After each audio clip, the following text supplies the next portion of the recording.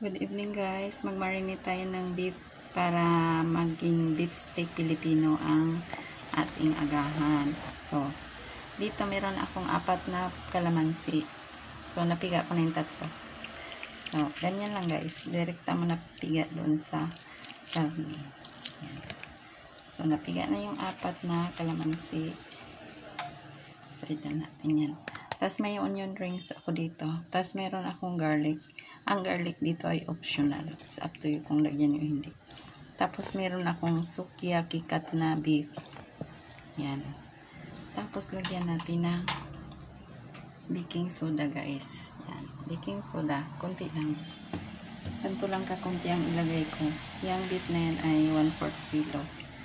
So, konti lang baking soda. Kasi pagdamihan mo, maging watak-watak naman ang beef steak mo, maging corned beef ang labas. Tsaka mapait yun.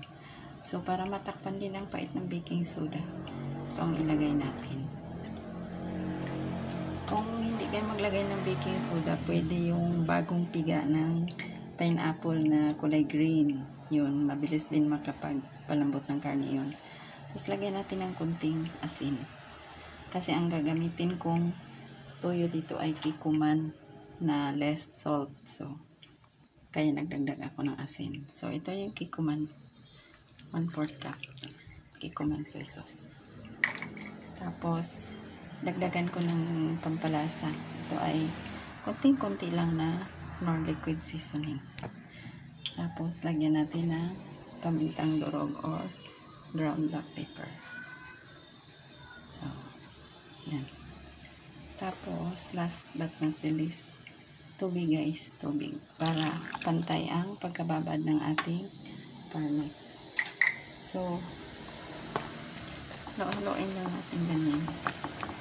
Actually, mag-distribute naman yan siya. Kasi i-shake-shake mo yung bote, ay yung Tupperware. Tapos, ilagay mo siya sa refrigerator overnight. Saka mo siya ilipat sa freezer kung ayaw mo pang lutuin. So, pag to sa freezer, iprito mo to.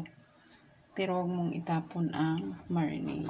Pag naprito mo na, saka mo ibalik ang marinade. Tapos, magiging sauce na yun.